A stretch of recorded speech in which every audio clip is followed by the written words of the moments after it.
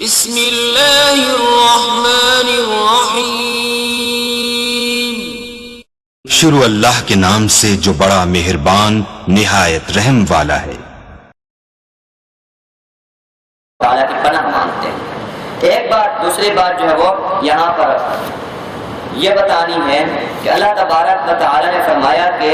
اذ قلنا للملائکۃ اسجدوا لآدم، کہ اللہ تعالی نے فرشتوں کو فرمایا کہ آدم کو سجدہ کرو۔ یہاں ایک تھوڑی سی تحقیق یہ بتائی گئی کہ یہ سجدہ کون سا سجدہ تھا، ہے نا، کہ سجدہ تو فقط خدا کو روا ہے، آدم کو اللہ نے سجدہ کروایا، یہ سجدہ کون سا تھا؟ آیا وہی جو خدا کو کیا جاتا ہے یا کوئی اور تھا؟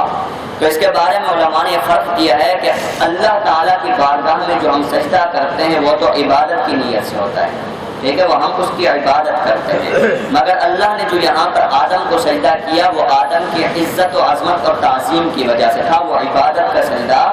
نہیں تھا، ٹھیک ہے، کہ فرشتوں کو جھکایا اور تعظیم کروائی۔ اور اب جس وجہ سے یہ نقطہ میں لے کر آیا ہوں اس کو غور کرنا ہے۔ اب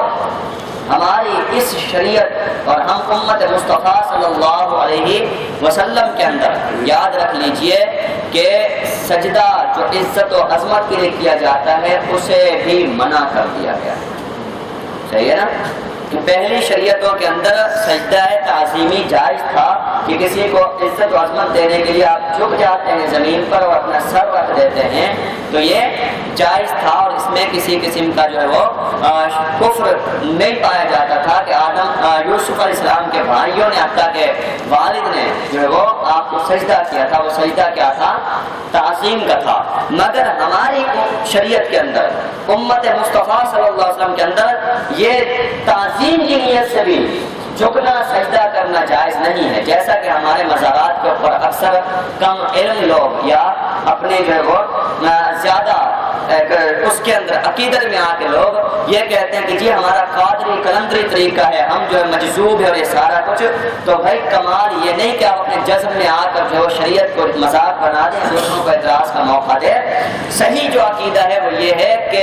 کسی بھی طرح کسی بھی حالت میں، چاہے آپ جو وہ تعظیم اور ادب و احترام کی وجہ سے بھی آپ اگر سجدے کی حالت بنا رہے ہیں تو شریعت میں جائز نہیں ہے۔ آپ بھلے یہ فتوے لگاتے پھر یہ مولویوں کی لڑائی ہے، اور بھائی خدا کے لیے مولویوں کی لڑائی نہیں ہے، یہ خدا کا حکم ہے، یہ پیر اور مولوی کی بھی معاشرے میں زبردست قسم کی لڑائی کھینچتانی چل رہی ہے۔ ہم نے خود ایک بندے سے بات کی، میں نے یہیں پر آپ کے شہر میں آ کے میں نے خود دیکھا کہ وہ دربار پہ آ کے سجدہ کر رہا ہے، نا، اور ہم نے ان کو منع کیا تو انہوں نے کہا بھائی آپ لوگ مولوی لڑتے رہتے ہو بس، یا بس ہم قادری کلندری لوگ ہیں، ہم مجذوب لوگ ہیں، ٹھیک ہے، ہم کوئی عبادت نہیں کر رہے بلکہ ہم اپنے پیر کا ادب کر رہے ہیں۔ تو بھائی ادب کے اور 100 طریقے ہیں، یہ طریقہ نہیں ہے، کسی بھی طرح جائز نہیں ہے۔ آپ تو سر رکھ کے بس قاعدہ سجدے کی جو ہے وہ شکل بنا رہے ہیں، علماء نے یہ لکھا ہوا ہے، صحیح نا، یہاں تک بھی جھکنے سے منع کر دیا کہ کوئی اس طرح جو ہے وہ اتنا جھک جائے کہ رکوع کی حالت بن جائے۔ کیا چیز؟ رکوع کی حالت، سجدہ تو دور کی بات، رکوع کی حالت تک بھی جھکنا، صحیح نا، بطور تعظیم، اسے بھی علماء نے حرام لکھا ہے۔ اب کیا کریں گے پھر؟ تو پھر وہی بات ہے، میں آپ کو ایک بات کر دوں، صحیح نا، یہ دعا کرنا یہ بڑا آسان ہے مگر عبادت کرنا بڑا مشکل ہے۔ کیا چیز ہے؟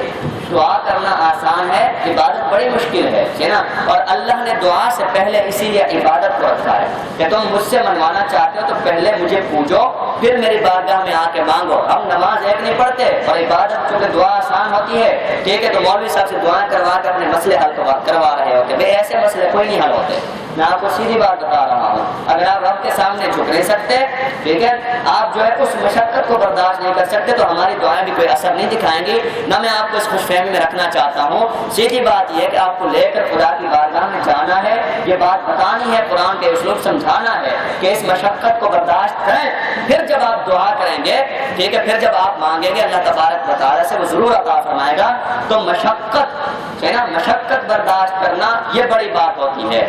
آپ آگے اسی طرح اولیاء اکرام کی بارگاہ میں کہتے ہیں ہم ادب کر رہے ہیں، ٹھیک ہے، آگے جھک جاتے ہیں، وہ سجدہ تعظیمی تو آپ نے کر دیا، وہ ادب کر دیا، مگر یہ نہیں سوچا کہ جس وجہ سے وہ ولی بنا ہے آپ اسے چھوڑ جاتے ہیں، اور وہ سجدہ عبادت کی وجہ سے ولی بنا تھا، خدا کی بارگاہ میں جھکنے کی وجہ سے سے ولی بنا تھا، خدا کی نماز پڑھنے کی وجہ سے ولی بنا تھا، وہ اللہ تبارک و تعالیٰ کے احکامات پر عمل کرنے کی وجہ سے ولی بنا تھا۔ ہم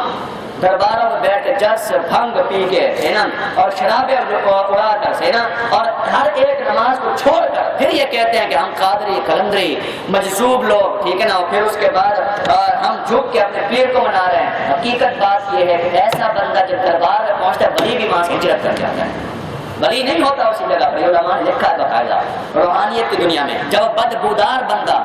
کتنا عقیدت سے جا رہا ہو ہے نا، جب ایک اللہ والے کے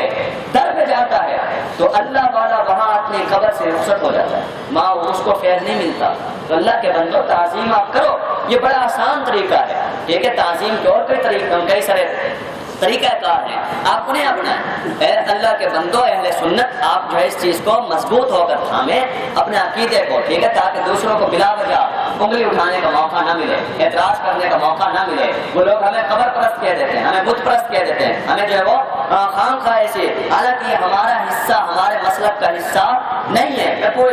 پروگرام ریکارڈ ہو رہا ہے، آپ اسے باقاعدہ چلا کر کریں، چینل دوسروں کے سامنے بتائیں آپ اسے، ٹھیک ہے، اور پھر آگے ہم سے بات کریں۔ اسے چیلنج نہیں کیا جا سکتا اس طرح، یہ کوئی کچی بات نہیں کر رہے ہم آپ کے سامنے، بلا وجہ بلا دلیل پوری ضمانت کے ساتھ بات کر رہے ہیں۔ اور میرا خیال میں جو بھی ذی شعور تھوڑی بہت سمجھ رکھنے والے بندہ ہوگا اسے انکار نہیں کرے گا۔ اگر آپ اس چیز کا آگے دفاع کریں گے یعنی اس چیز کا، تو آپ ہی میں سے جو تھوڑے سے سینسیٹیو حساس لوگ ہیں، تھوڑی سی فکر و شعور رکھنے والے لوگ ہیں، وہ اسی چیز کو دیکھ کے تو کہتے ہیں شاید بات کی جو ہے بریل میں بس وہ حلوے کے پیچھے بھاگنے والے اور بس قبر پرست ہوں گے بات ہی، تو وہ بھاگ جاتے ہیں ہم سے، ہے نا۔ ان چیزوں کو دیکھ کر بھائی ہماری چیزیں نہیں ہیں، یہ ہمارے عقیدے کا حصہ نہیں ہے، آپ ایسے لوگوں کو دور کریں اور ان لوگوں کو جو تھوڑا شعور رکھتے ہیں قریب لے کر آئیں اور ان تک اپنا اجلا اور صاف ستھرا چمکدار روشن مسلک بیان کر کے انہیں اپنے مسلک کے قریب کریں۔ اللہ تبارک و تعالی ہمیں حقیقت کو سمجھنے کی توفیق عطا فرمائے اور بلا وجہ ایسے ہی جو ہے وہ خام خواہ خرافات کو جو ہمارے اس کو پراگندہ کرتی ہیں، مسلک کو بدنام کرتی ہیں، ان سے بچنے کی توفیق عطا فرمائے۔ میں پھر یہ کہہ رہا ہوں ایسے حساس مسئلے بیان کرتے ہوئے بھی اس وجہ سے ڈر لگتا ہے کہ ہمارے یہاں پر فتوے لگا دیتے ہیں کہ دیوبندی ہے، وہابی ہے، اور اللہ کے بندے وہابیت نہیں ہے، یہ رسول پاک کا دین ہے، ٹھیک ہے نا، اسے اڈاپٹ کریں، یہ آپ کی مسلک کی خدمت ہوگی، آپ احسان کریں اپنے مسلک پر، آپ اس طرح جو ہے وہ اسے بدظن نہ کریں، بدگمان نہ کریں۔ گفتگو یہاں پہ ختم کرتے ہیں انشاءاللہ العزیز، باقاعدہ